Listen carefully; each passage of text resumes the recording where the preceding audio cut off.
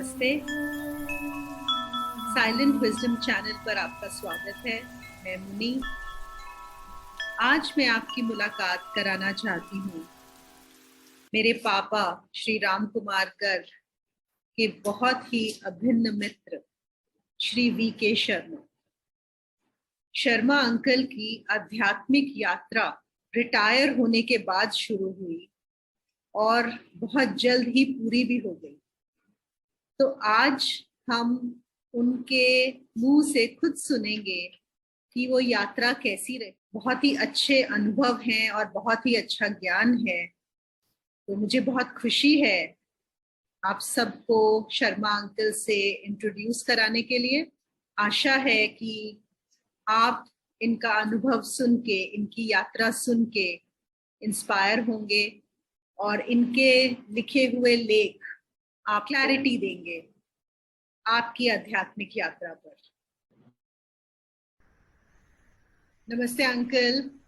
बेटा नमस्ते।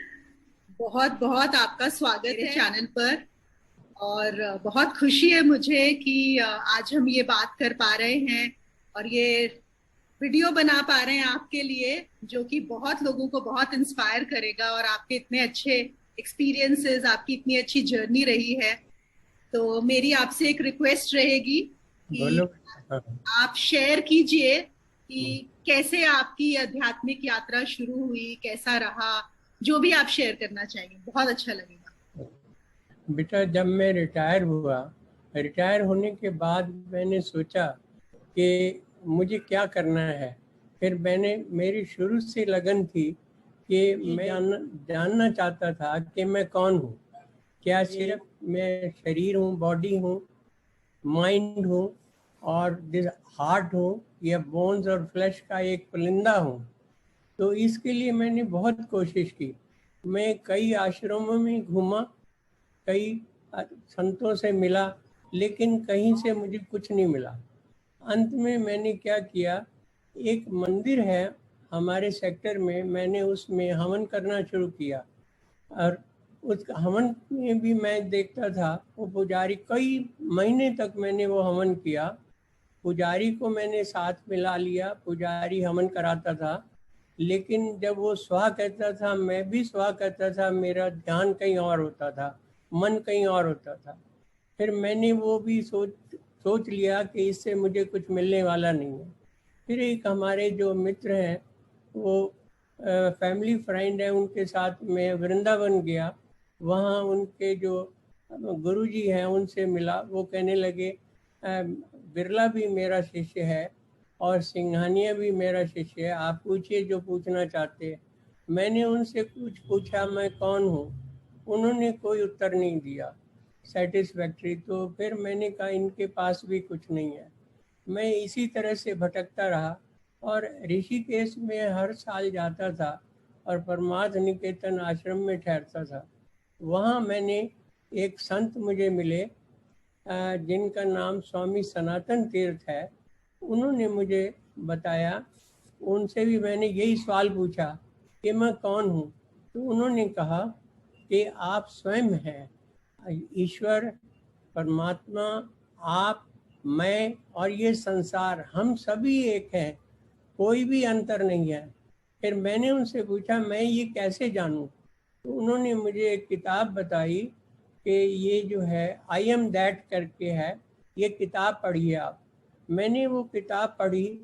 मैंने 5-6 बार पढ़ी, इंग्लिश में थी। कई बार पढ़ने के बाद भी मुझे कुछ समझ नहीं आया। वो किताब मैंने 7-8 बार पढ़ी बड़े आराम से। तब मुझे समझ आई कि जिसे मैं खोज रहा हूँ वो तो मेरे पास ही है। उन्होंने मुझे बस एक ही बात कही कि अपने मन को शांत करो। जिस दिन ये मन शांत हो जाएगा तुम्हें सब कुछ पता चल जाएगा। मैंने इस मन का पीछा किया कई महीने, मुझे तकरीबन 2-2.5 साल मैंने इस मन का पीछा किया। एकांत में बैठ के मैं आंख मीच के बैठ जाता था और इस मन से कहता था जो करना करो, जहाँ जाना जाओ, आपका स्वागत है। और मैं इसका पीछा करता रहा। एक दिन दिसंबर के महीने में मैं ऊपर बैठा था छत के ऊपर। अचानक ही ऐसा हुआ मेरी कोई इच्छा नहीं थी, ना मैंने कुछ मांगा था, ना मैं कुछ चाहता था। और अचानक मेरा जो मन है वो गायब हो गया, एकदम जो है ना शांत हो गया। और मुझे एक अद्भुत अनुभूति हुई, अनुभव हुआ। और उसमें मेरा जो है, मैं उस अनुभव में मैंने देखा, सिर्फ उस अनुभव के अलावा मुझे कुछ नहीं मिला। न संसार था, न शरीर था, न मन बुद्धि थी, न कोई वातावरण था, सिर्फ वो अनुभव था। और वो जो अनंत आनंद मैंने महसूस किया, उसको मैं किसी के साथ शेयर नहीं कर सकता। बस वो मेरी यात्रा वहीं पे ख़त्म हो गई और उसके बाद मैं अंदर से शांत हो गया। जो मुझे मिलना था मिल गया। और जितने भी सवाल मैं अपने आप से पूछता हूँ, उनका उत्तर अपने आप मुझे अंदर से मिल जाता है। अंकल, ये हाँ, बताइए कि आपको, जैसे आपने बोला कि मन को शांत करना और तभी अपने आप को जान पाएंगे, तो हाँ। आपको मन को शांत करने के लिए आपके लिए क्या काम किया? मैंने मन को शांत करने के लिए बेटा बस यही किया, मन को रोका नहीं, मन को कहा जो करना है। बस मैं इसको मन को देखता रहा, वाच करता रहा। जैसे एक चौराहे पे खड़ा पुलिसमैन ट्रैफिक को देखता रहता है और उनसे जुड़ता नहीं है, और इसी तरह से मैं मन की जो है ना इसका पीछा करता रहा। मैंने इसको कभी नहीं रोका। मैंने इससे कहा स्वागत है आपका, जो करना करो, पास में जाना है पास में जाओ, फ्यूचर में जाना है फ्यूचर में जाओ, जो आपको करना है करो, लेकिन मेरा आपसे कोई कंसर्न नहीं है। आप वैसे ही शोर मचा रहे, मचाओ जितना मचाना है, मैं तो आपका शोर सुनूंगा। और मैं धीरे धीरे ये सब कुछ करता रहा, मैंने कभी इसको रोका नहीं। पर अचानक ही एक दिन ये शांत हो गया, और जिस दिन ये शांत हो गया, मुझे जो अनुभूति हुई बेटा, वो मैं किसी के साथ शेयर नहीं कर सकता। उस अनंत आनंद को मैं किसी को बता नहीं सकता। जी। तो तो ये मैं, आपने बोला दिसंबर में हुआ था, ये कौन से साल की बात है? ये 2010 की बात है बेटा। Okay, okay. और और एक अंकल, आप वो बताते हैं ना कि आपको एक स्वामी जी मिले थे, उसका भी थोड़ा बताइए। हाँ, स्वामी सनातन तीर्थ हैं। वो जी। ऋषिकेश में परमार्थ निकेतन का आश्रम है, वहाँ रहते हैं। उन्होंने मुझे गाइड किया। उन्होंने कहा कि ये आई एम दैट किताब ये पढ़ो, और इसको पढ़ने से आपको रास्ता मिल जाएगा, और उसी पे मनन चिंतन करो। ये महाराज निसर्ग दत्त महाराज की एक वाणी है इसमें लिखी हुई, तो वो मैंने पढ़ी। मैं एक किस्म से जो निसर्ग दत्त महाराज हैं उन्हीं को अपना इनविजिबल गुरु मानता हूँ, और जी। स्वामी सनातन तीर्थ को अपना गाइड मानता हूँ। हम्म। उन्होंने मुझे गाइड किया और मुझे धीरे धीरे समझ आ गई। अब जो कुछ भी मैं सवाल अपने आप से पूछता हूँ, मुझे तुरंत उसका उत्तर मिल जाता है। जी। और इसलिए मुझे भाग दौड़ मेरी बंद हो गई। एक आम आदमी की तरह से जीवन व्यतीत कर रहा हूँ, और जो मुझे समझ है वो मैं बता देता हूँ, जो कोई पूछता है। एक और चीज अंकल, वो एक आप अपना एक एक्सपीरियंस बताते हैं, किसी ने बताया, अच्छा, हाँ हाँ हाँ। वो उसके वो, बारे में थोड़ा बताएंगे क्या हुआ हाँ, था? हाँ बेटा, एक यहाँ पे डीएसपी हैं, वो इधर रहते थे, बल्लभगढ़ के डीएसपी थे। एक मालिश वाला मेरी मालिश करता था यहाँ पे, वो उनकी भी मालिश करता था। उसने मुझे बताया कि कोई योगी जी उनके घर आए हुए हैं, और वो तकरीबन दिन में कुछ नहीं खाते। पपीते की दो फाँक खाते हैं, और एक गिलास जूस का पीते हैं। और वो सिर्फ एक चद्दर में रहते हैं, एक धोती में रहते हैं पतली सी। तो मैं उनसे मिला था, तो वो कहने लगा मैं उनसे मिलवाता हूँ। मैंने कहा पहले डीएसपी साहब से परमिशन लेके आओ। फिर उसने परमिशन ली, मुझे वहाँ ले गया। तो वो कहने लगे मैं आपको जो है ना, आप तो किनारे पे बैठे हैं। अच्छा, जब मैं उनके सामने बैठा था मुझे शिवरिंग होने लगी। उनको वो कहने, मैंने कहा मुझे तो शिवरिंग हो रही है आपको देख के, कपकपी चढ़ी हुई है। कहते हैं मुझे भी कपकपी चढ़ी हुई है आपको देख के।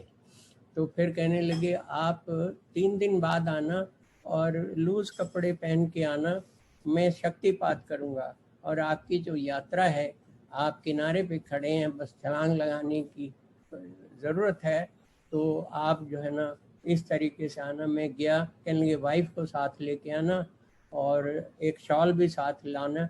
तो मैं वाइफ को भी लेके गया, ये बाहर बैठ गई, मैं अंदर बैठा। तो उन्होंने मेरे इस तरीके से शक्तिपात किया। शुरू में जब किया, कहने लगे आपने कुछ नहीं बोलना, मैं बोलूँगा तो जवाब देना है। तो उन्होंने पहली बार जब किया तो मुझे ऐसा महसूस हुआ, कोई ठंडक सी अंदर महसूस हुई। फिर दोबारा किया तो दोबारा जो है ना, मुझे ऐसा बिल्कुल शांति सी अंदर महसूस। दोबारा किया तो बेटा मैं अपनी मेमोरी खो गया, मेमोरी मेरी लॉस्ट हो गई और मैं एक अनंत आनंद में डूब गया। और उसके बाद उन्होंने 5-10 मिनट के बाद मुझे कहा कि आपने क्या महसूस किया। मैं आपको बता नहीं सकता। कहता है यही स्थिति है आपकी, आप इसी स्थिति में हैं। और मैं जो है ना IAS में सिलेक्ट हो गया था। मैं दिल्ली यूनिवर्सिटी से इकोनॉमिक्स का टॉपर हूँ, MA का। और मैंने जो है ना, फिर मुझे लगन लग गई कि ये तो संसार है। मुझे अंदर से लगन थी कुछ पाने की। मैंने संन्यास धारण कर लिया और उसके बाद मैंने गया कि मैंने सब कुछ पा लिया, साक्षात्कार मुझे हो गया। मैं क्या करूँगा, जीवन को समाप्त करने ही जा रहा था। किनारे उसके गंगा किनारे जा रहा था कि आप गंगा में छलांग लगा के अपना जीवन समाप्त कर दे, तो सब कुछ तो मिल गया। फिर उस वक्त मुझे थोड़ा सा अंदर से एहसास हुआ कि जो तूने पाया है दूसरों को भी बांटो। तो उसके बाद कहते मैंने 31 आदमियों को साक्षात्कार कराया, आप 32वें आदमी हैं और मैं आपके लिए ही फरीदाबाद आया हूँ। और उसके बाद वो अगले दिन मैंने देखा वो वहाँ से चले गए। उसके बाद मुझे फिर ये सिचुएशन मेरी पैदा हुई कि मुझे ये 1 महीने बाद मुझे ये सिचुएशन मेरे सामने, मुझे ये साक्षात्कार कह दीजिए, आंतरिक अनुभव कह दीजिए, अनुभूति कह दीजिए, जो भी कह दीजिए, बस इसके बाद मैं मुक्त हो गया। अब मैं कुछ नहीं करता, अब ना कोई पूजा ना पाठ। पूजा पाठ तो मैंने बेटा जीवन में कभी की नहीं, कभी मैं मंदिर नहीं गया, पूजा पाठ नहीं की, कोई मंत्र जाप नहीं किया, कुछ बस ये किया कि वो थोड़ा हवन किया। और उसके बाद वो जो उनके गुरु थे वृंदावन वाले, उन्होंने माला जपने के लिए कहा, वो भी मैंने 3-4 महीने माला जपी एकांत में बैठ के कई घंटे, पर उससे भी मुझे कुछ नहीं मिला। जो मिला बस ऐसे मिला। मैंने आपको अपनी यात्रा बता दी। आपको कोई सवाल पूछना तो और पूछ लीजिए।